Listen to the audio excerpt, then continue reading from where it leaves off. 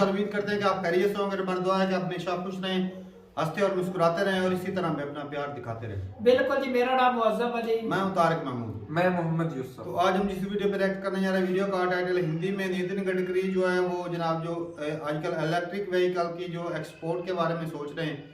Video देखते हैं और अपना रिव्यू पर देंगे। कॉल ऑन करते हैं 3, 2, 1। अभी आप ऑटो एक्सपो पे आए और वहां पे देखा कि ऑटो एक्सपो में इस बार इलेक्ट्रिक व्हीकल ज्यादा हैं और आइस कंबशन इंजन्स जो हैं उनके मॉडल्स कम आ रहे हैं। तो जो आपका एक तरीके से विजन था कि ग्रीन फ्यूल्स की तरफ बढ़ना है, क्या आपको लगता है कि वाकई में अब आखिरकार वो एक हकीकत बन रही है? आपने अच्छा हुआ ये प्रश्न पूछा क्योंकि बैंकर्स बैठे हैं सामने। हमारे देश में शुगर सरप्लस है। 280 लाख टन शुगर की जरूरत होती है, 360 लाख टन प्रोडक्शन है और पिछले साल का 60 लाख टन। शुगर में ऐसा दुख है कि मैं मजाक में कहता हूं पिछले जन्म में पाप करता वो शुगर फैक्ट्री शुरू करता। तो आज sugar surplus, corn surplus, rice surplus, wheat surplus, एक समय फूड वर्सेस फ्यूल ऐसा विवाद होता था। अब हमारी एमएसपी ज्यादा है और मार्केट प्राइस कम है। तो हमने ये किया है कि diversification of agriculture towards energy and power sector. हमारा किसान केवल अन्नदाता नहीं बने, ऊर्जादाता बने। और मैंने ऐसे अनेक उपक्रम अभी लिए हैं।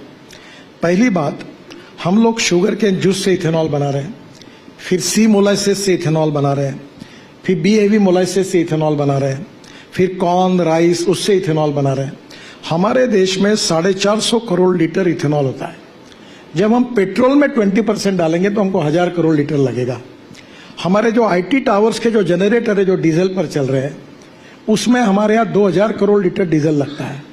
और अभी मैंने ही ऐसे एक बार मेरे ध्यान में आया कि रशिया में इथेनॉल का माइलेज और पेट्रोल का माइलेज सेम हो, क्योंकि 1 litre of petrol equal to 1 litre 300 ml of ethanol. तो मैंने टेक्नोलॉजी रशियन साइंटिस्ट को बुलाया और पेट्रोलियम मिनिस्टर, इंडियन ऑयल के चेयरमैन वैद्य साहब और राम कुमार जो है उनको प्रेजेंटेशन दिया। तो सब होने के बाद उन्होंने कहा कि idea is very fantastic, but it seems to be it is very difficult. तो मैंने फिर हिंदी में उनको कहा कि गाजर की, उनके सामने बोल रहा था, गाजर की पुंगी है, बच गई तो बजाओ, नहीं तो खा लो। वो 3 महीने के बाद प्रूव हो गया। अब इथेनॉल का माइलेज और पेट्रोल का सेम है। इथेनॉल का रेट 60 रुपए, पेट्रोल का 120 रुपए। अब टोयोटो की गाड़ी मेरे पास है और अब टोयोटो पूरी मॉल, जो कैम्ब्री करके गाड़ी थी जो पेट्रोल में जाकर 40% बिजली तैयार करती थी, वो अब 100% इथेनॉल पर चलेगी और बिजली तैयार करेगी। यानी पेट्रोल का भाव 25 रुपए जो आता है उस हिसाब से एवरेज मिलेगा। अब मर्सिडीज, BMW सब फ्लेक्स इंजन ला रहे हैं। अभी बजाज, टीवीएस और हीरो इन्होंने, और होंडा, इन्होंने उनकी मोटरसाइकिल, स्कूटर फ्लेक्स इंजन में बनाई इथेनॉल पर। अब हमारे देश में इथेनॉल एग्रीकल्चर में बनेगा, उसके कारण हमारा एग्रीकल्चर का ग्रोथ रेट केवल 12% है। 22 से 24% मैन्युफैक्चरिंग सेक्टर का है और 52 से 54% सर्विस सेक्टर का है। इथेनॉल ये जो फ्यूल है, CNG, जैसे भी परली है, इंडियन ऑयल ने पानीपत में प्रोजेक्ट डाला है 1 लाख लीटर इथेनॉल और 150 टन बायोबिटुमिन। अब मैं एक सेंट्रल रिसर्च ऑर्गेनाइजेशन और अपने CSR ने मुझे प्रेजेंट दिया, मैं उसको पॉपुलर कर रहा हूं कि परली जलाने से दिल्ली में आपको मालूम है पोल्यूशन हो रहा है बर्निंग करने से। अब परली से 70% बायोबिटुमिन, जिसमें 8 फीचर्स ऐसे हैं जो पेट्रोलियम बिटुमिन से अच्छा है, और 30% बायोचार यानी कोल जो ऑर्गेनिक कार्बन है जो एग्रीकल्चर के लिए उपयोगी है। अब मुझे बताइए, देश में 80 लाख टन बिटुमिन लगता है, 50 लाख टन बिटुमिन रिफाइनरी देती है, 30 लाख टन हम इंपोर्ट करते हैं। अब ये ट्रैक्टर मोल्डेड यूनिट अगर हरियाणा, पंजाब के हर गांव में लग गया और बायोबिटुमिन तैयार होगा, तो वैसे मैं तो इंडियन ऑयल को बोला कि पूरा हम खरीद लेंगे। तो 30 लाख टन का इंपोर्ट बचेगा, यहाँ रोजगार निर्माण होगा, एग्रीकल्चर में परचेसिंग पावर बढ़ेगी और इन्वायरमेंट का प्रॉब्लम सॉल्व होगा। Import substitute, cost effective, pollution free और इंडिजिनियस। वैसे अभी पेट्रोलियम मंत्री जी ने कहा कि केवल हमने इथेनॉल ऐड करने से अब जो रेट बढ़े उसमें हमारा 40,000 करोड़ रुपए का फायदा हुआ। और आज आपको मैं बताता हूं कि हम 16 लाख करोड़ का इंपोर्ट फॉसिल फ्यूल का कर रहे हैं और उसके बदले में पोल्यूशन पूरा है, जिसके कारण हमारे हेल्थ प्रॉब्लम क्या हो रहे हैं। तो दिस इज द टाइम। अभी 5 ton of parali is giving 1 ton of bio CNG and bio LNG। और मैंने कल ही ऑटो एक्सपो का उद्घाटन किया, आप जरूर उसको जाओ। Electric car, flex engine, scooters सब आ गया और वो मोटर मुझे वो सियाम वाले सब कहते थे, मैं जब उनको बोलता था यूरो 6 का नॉर्म चाहिए तो मेरे ऊपर नाराज होते। मैं बोला मैं आए तो भी तुम्हारे साथ, नहीं आए तो तुम्हारे बिना बुलडोज करूंगा। अब कल उन्होंने पूरा ग्रीन एनर्जी का पैवेलियन बनाया था। मुझे इतनी खुशी हुई कि वो दिन अब दूर नहीं है कि ये 16 लाख करोड़ का इंपोर्ट कम होगा और कम से कम 7 से 8 लाख करोड़ अगर एग्रीकल्चर सेक्टर में जाएंगी तो ये 12% एग्रीकल्चर ग्रोथ रेट अगर 18 से 20% में गएगा तो आत्मनिर्भर भारत का प्रधानमंत्री का सपना पूरा होगा। तो import substitute cost effective pollution for indigenous, ये अब सक्सेस स्टोरी बन रही है। दूसरी बात ग्रीन हाइड्रोजन की है, वो भी बहुत इंपॉर्टेंट है। जो पेट्रोलियम से बनता है वो ब्राउन हाइड्रोजन, जो कोल से बनता है वो ब्लैक हाइड्रोजन, और जो ग्रीन हाइड्रोजन है वो 3 है। और सरकार ने 20,000 करोड़ हाइड्रोजन मिशन के लिए रखे हैं। अब जैसे पानी से, मैंने अभी आपको उल्लेख किया था कि मथुरा में मैंने हाइब्रिड एन्युटी में ATMLD स्लज को त्रिवेणी इंजीनियरिंग ने लिया है और वो प्रोजेक्ट सक्सेसफुल हो गया। 20 करोड़ इंडियन ऑयल वो पानी खरीदता है और वो हाइब्रिड एन्युटी में सक्सेस हुआ। तो अभी रूफटॉप सोलर, क्योंकि पानी से जब बनाएंगे तो हमें बिजली 70% लगती है, तो रूफटॉप सोलर में बिजली की कॉस्ट कम है। और इलेक्ट्रोलाइजर में India is number 1 in the world in manufacturing of electrolyser. हम 90%, एक बंगलोर की कंपनी है, पूरा एक्सपोर्ट करती है। और इलेक्ट्रोलाइजर से ये करेंगे, ये हाइड्रोजन की कॉस्ट थोड़ी ज्यादा आ रही है। फिर इसके साथ जो बायोमास है या ऑर्गेनिक वेस्ट है कारपोरेशन की, म्यूनिसिपल वेस्ट, ये बायोडाइजेस्टर में डाल के मीथेन निकालकर फिर हाइड्रोजन निकलता है। तीसरा जो मैंने एक 4 दिन पहले बंगलोर में देखा, Indian institute of science Bangalore में, उन्होंने बायोमास से ग्रीन हाइड्रोजन बनाया। मेरा जो एक्सपेक्टेशन है कि हमारा ग्रीन हाइड्रोजन 100 रुपए किलो मिले। अगर 100 रुपए किलो अगर ग्रीन हाइड्रोजन होगा तो 1 लीटर में वो 450, 1 किलो में 150 किलोमीटर चलता है। मेरे पास ग्रीन हाइड्रोजन की कार है टोयोटा की, उसका नाम है मिराई। मिराई मीन्स भविष्य। दिल्ली आओ, मैं एक बार घुमाऊंगा, मर्सिडीज से अच्छे इफेक्ट्स। तो ये green hydrogen is the future for the country. और हिंदुस्तान ये एनर्जी को इंपोर्ट करने वाला नहीं, तो एनर्जी को निर्यात करने वाला देश बनेगा। हमारी रेलवे, हवाई जहाज, हमारी गाड़ियां, ट्रक, बसेस, हमारा स्टील, केमिकल्स, सब उसके ऊपर चलेगी। और 10 साल में पूरा ये इंपोर्ट खत्म हो जाएगा, पोल्यूशन भी खत्म हो जाएगा। और दूसरा, एग्रीकल्चर में एकदम रिफॉर्म हो जाएगा। मैं आपको बता रहा हूं कि ये इतनी सक्सेस स्टोरी है कि गांव में, मेरी अपनी आइडिया, क्योंकि मैं जरा किसान सेंट्रिक हूं, मैं फार्मर हूं, तो मैंने कहा कि हर किसान के पास कुआं है, कुएं में पानी है, उधर रूफटॉप में एक अपना pre cooling plant, cold storage डालेगा। गवर्नमेंट की स्कीम्स है जिसमें गोडाउन करके फूड गिन रखेगा, उसी की पावर निकाल के इलेक्ट्रोलाइजर 1.25 करोड़ का है, उससे बिजली तैयार करेगा। और उसी को कॉम्प्रेस करने के लिए जो जनरेटर लगता है, मैंने किर्लोस्कर को आग्रह करके पहला जनरेटर इथेनॉल पे बनाया, मेरे घर पर है। और इथेनॉल पर 60 रुपए लीटर, डीजल 110 रुपए लीटर, वो कॉम्प्रेस करके 500 बार पर वही सामने एक गैस स्टेशन बनाएगा और ट्रक, बस में और गाड़ी में भरते जाएगा।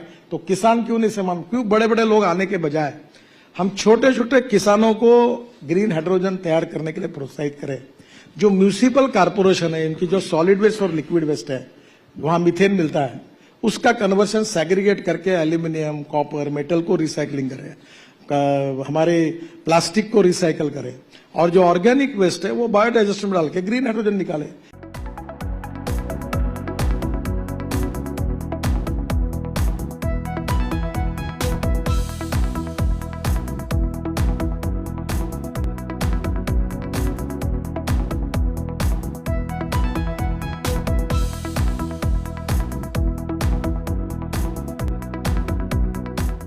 चलें जी, वीडियो खत्म हो गया। और भाई साहब, ये नितिन गडकरी, मैं इनकी जब देखता हूँ ना कि इनका दिमाग किस तरह चलता है, इतना 1000 लीटर, इतना 500 लीटर। नहीं, वो तो चलो कैलकुलेशन रखते होंगे। ये मिनिस्टर है कि साइंटिस्ट है? सारा कुछ ही है। नहीं, देखो ना भाई, जिस तरह वो साइंस की जुबान बोले जा रहे थे, तो भाई साहब जो जिस काम में लगे उसमें मैल है, तभी तो अच्छे से काम कर रहे हैं ना। कमाल है यार, मजा आ गया भाई। ये जिस तरह बता रहे हैं सर कि जो वेस्ट होता है उसको भी इस्तेमाल किया जा सकता है इथेनॉल बनाने के लिए। और इथेनॉल जो है वो 60 रुपए लीटर पड़ता है, तो पेट्रोल जो है वो इंडिया में 100 रुपए लीटर पड़ता है, तो फायदा तो है ही बिल्कुल। और जो ग्रीन हाइड्रोजन बता रहे यार, देखो पोल्यूशन नहीं होगी, बिल्कुल धुआं नहीं होगा, आलूदगी नहीं होगी। तो ऊपर से जो इम्पोर्ट करके इंपोर्ट करते हैं वो डॉलर जो है वो भी तो बचेगी। एक चलाएंगे 50 फायदे। तो ये भाई इतना अरसा हो गया, मैं ये इथेनॉल वाली आज नहीं वीडियो देख रहे, हम पहले भी बड़ी दफा देखी है और कि ये कई साल पुराना इनका ये सपना भी है। तो ये इस पे कोई काम कोई वो कह रहे हैं ना हुआ भी है या अगर फिर ये बात ऐसे ही कैलकुलेशन ही करते हैं? क्योंकि भाई जो देखते हैं कि गाड़ियां जो वो इलेक्ट्रॉनिक पे आ रही हैं, इलेक्ट्रिक गाड़ियां आ रही हैं, वो तो चलो बैटरी वाला सिस्टम बहुत अच्छे से काम कर रहा है। और ये जो बोल रहे थे कि इथेनॉल जो पहले वो नॉर्मली जो है 10 से 20% जो इथेनॉल जो वो पेट्रोल में इस्तेमाल हो रहा है, क्योंकि वो जो इंजन है गाड़ियों के उनके वो हैं ही ऐसे। तो अगर वो इंजन जो है वो ज्यादा इम्प्रूव करके मुकम्मल तौर पे इथेनॉल में आने में बड़ा टाइम लगेगा। तो वो लेकिन भाई साहब ये जो है ग्रीन हाइड्रोजन की बात कर रहे थे कि 1 लीटर से वो 400 किलोमीटर करता है, तो भाई साहब तो कमाल की चीज है यार, इतनी पावर उसमें है। वो महंगा भी तो होगा। 100 रुपए किलो है। नहीं 100 रुपए क्या है? 100 रुपए नहीं, उनकी कोशिश है, अभी महंगा है, उनकी कोशिश है कि हमारे मुल्क में इतनी प्राइस पर ये ना सेल आउट हो यार। 100 रुपए भी मिले तो देख लो 450 किलोमीटर कौन सा कम है। हाँ ये भी बहुत ज्यादा सफर। और बात करें भाई साहब इथेनॉल की, तो ये बड़ा ही मिशन कमाल का है। वो इसलिए क्योंकि किसानों को कितना ज्यादा रोजगार मिल सकता है। इंडिया में देख लें गंदम जो है वो भी वाफर मिकदार में बनती है, वो भी एक्सपोर्ट करते हैं। चावल वो भी एक्सपोर्ट करते हैं। चीनी वो भी वाफर मिकदार में होती है। तो जब ये एनर्जी में इस्तेमाल इसको किया जाएगा तो ये किसानों के लिए तो ज्यादा बेनिफिट नहीं हो जाना। चलो पहले वो डॉलर तो कमाते थे, अगर वो जो इंपोर्ट करना पड़ता है तेल, अगर वो मुकम्मल तौर पर जो डिपेंड है किसी दूसरे हमारे यहाँ पता वो खत्म हो जाएगी। कितनी दुश्वारियां इस साल और पिछले साल रही है दुश्वारियां भाई। हाँ ऐसे ही किसानों को भाई 50-50 हजार रुपए लेके बेचारे दूसरे दिन थाने से छूट कर आते रहे हैं। वो जो पराली जलाते थे, उनके पास कोई दूसरा ऑप्शन इतनी। हाँ। जब जिसके अब देखो जिसके पास 10 एकड़ है जमीन, वो इतनी पराली कैसे इकट्ठी कर सकता है? कितने दिन लगेंगे, कितनी लेबर लगेगी और उसे रखेगा कहाँ? तो ये भाई साहब जो इंडिया में अक्सर जो है हरियाणा पंजाब में खास करके जो है वो जो धान उसकी खेती जो है वो काफी अच्छे से होती है। तो वो जो पराली होती है, जो परली ये बोल रहे थे, हम तो इधर पराली बोलते हैं, तो वो अगर गवर्नमेंट खरीदती है तो वो किस रेट पे खरीदती है? 3,000-4,000 रुपए का खरीदती होंगी एकड़ की। इतने महंगे नहीं है ना? इधर थोड़ी सी महंगी है, उधर इतनी होगा 3-4 हजार रुपए। लेकिन अब तो हमारे यहाँ भी वो मशीन ऐसी निकल आई है, वो सब बना देती है। वो सिर्फ ऊपर से चावल है मुजराला उसको अलहदा कर देती है और बाकी जो बच जाती है उसको अलहदा वो जानवरों के लिए इस्तेमाल के लिए रख लेते हैं जिम्मेदार। और कुछ ना कुछ ना फैक्ट्री वाले भी अब ले रहे हैं। फैक्ट्री वाले वो तो कमाल की गत्ता फैक्ट्री वाले शायद ले, लेकिन इतनी ज्यादा मतलब उस तरफ अभी तवज्जो। लेकिन ये ना ले बहुत रही है।